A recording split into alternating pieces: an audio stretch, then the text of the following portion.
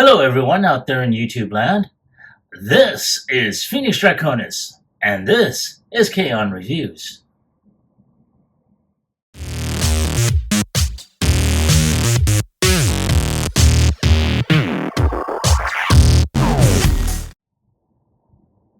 Now, as you saw in the intro, today's review video is going to focus on the Blood Queen from Whilce Portacio's Wetworks. Now, this is a ultra action figures line that came from McFarlane Toys around maybe the mid 1990s to early 2000s, and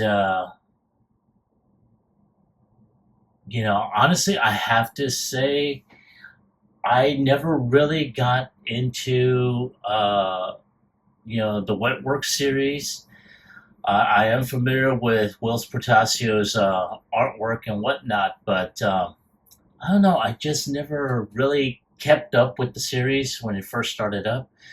I mean, there was a lot of comics that came out in the early 90s when some of Marvel Comics' top tier artists decided to break away from their contracts with Marvel and form Image Comics. And Wetworks happens to be one of those comics that that went out there. So when Todd McFarlane decided to go ahead and do McFarlane Toys, he decided to go ahead and get a lot of licensing from different companies, as well as some of the comic some of the comic book characters as well. And this happens to be one of them. So I wound up picking this figure up at this little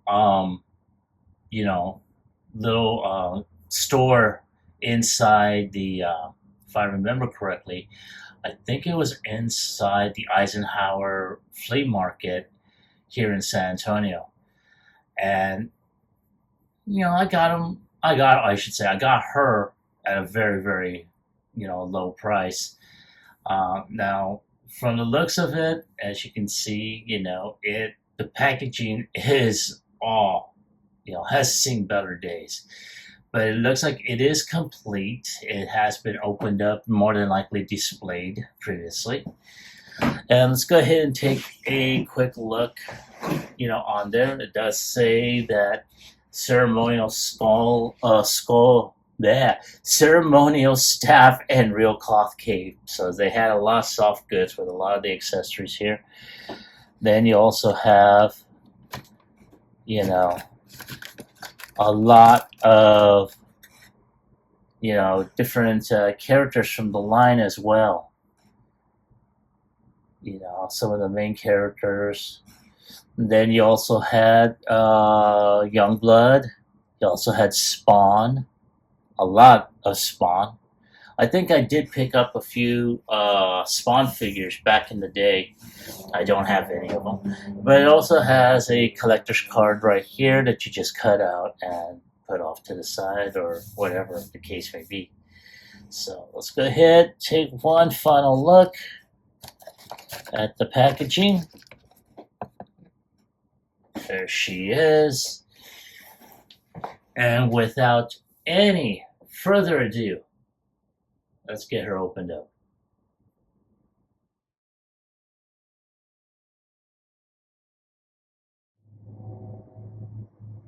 And there is the Blood Queen outside, and she's ready to wreak some havoc. And I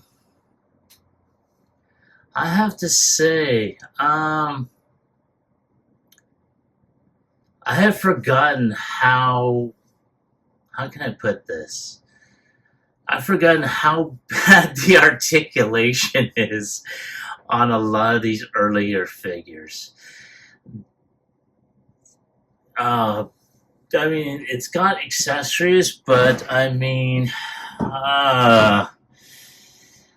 there weren't a whole lot of multiple hand sculpts that you can just pop in and pop out. Like, before I started filming this segment here, I had a lot of issues trying to get this staff to go on, and even though it's on there, yeah, I mean, so speaking of staffs, let's go ahead and take a look at this. This is really nice in a way, but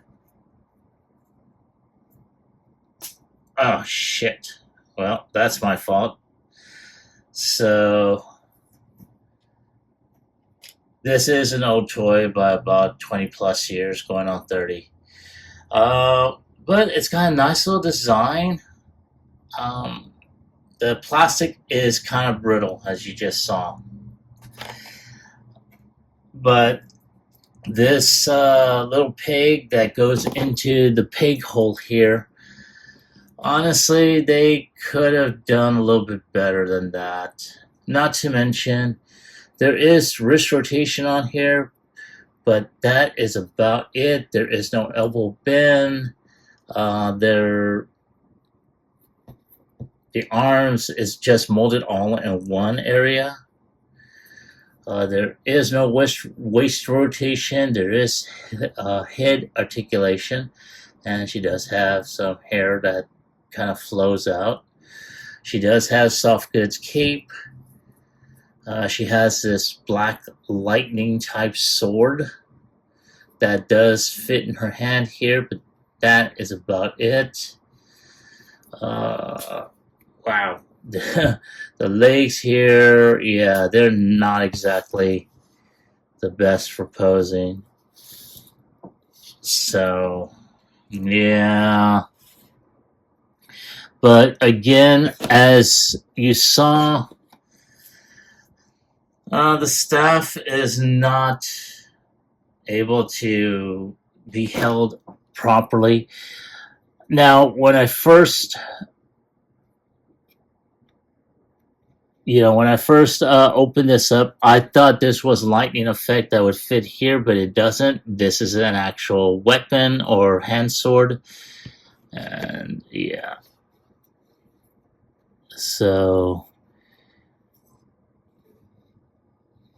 yeah, not too bad. So, yeah, a very interesting design.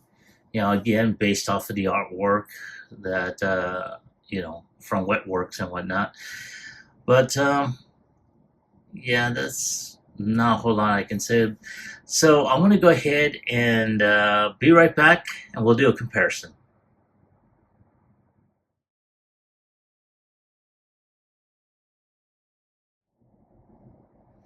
All right, here we are with the Blood Queen and Lion-O, Lord of the Thundercats on Third Eternia. And as you can tell, these are two completely characters, two complete universes. But I put them out as an example that, if this figure was made today, it would definitely have this type of articulation, where you do have the elbow joints and whatnot. But again, this line is from a different era and whatnot, so there it is. Kind of unfair, but still. All right, so I'm going to go ahead and take a couple of shots, of the figure, and I'll be right back with my final thoughts as well as my score.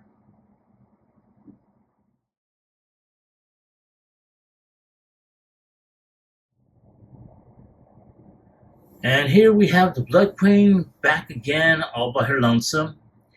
And, yeah. I'm kind of disappointed. But again, honestly, and you all saw it earlier in the video when I was messing around with trying to straighten out the staff here before I accidentally snapped this piece off. If this had a thicker, peg here, I don't think I would have had that much of an issue with trying to keep it in her hand to hold.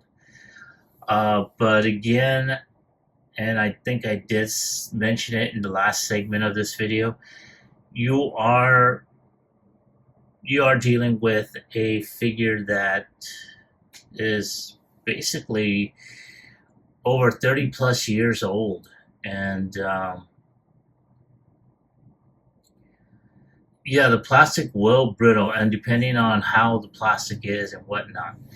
Not to mention the lack of articulation, and again, it's not. These were Tom McFarlane's earlier attempts at bringing some of the characters from the different, comic franchises like Wetworks or Spawn and whatnot, and giving it an action figure. And I mean, don't get me wrong, it's a great attempt. However, again, articulation wasn't the best. It was there probably just to go ahead, put on the shelf, and forget about it. And in this particular case, that's what happened. Now, of course, there's not much I can say about this. So if I have to give it a score on a scale of 1 through 10, I'm going to go ahead and give it a 5. Again, it's for the reasons and the issues you just saw in it, the lack of articulation and whatnot.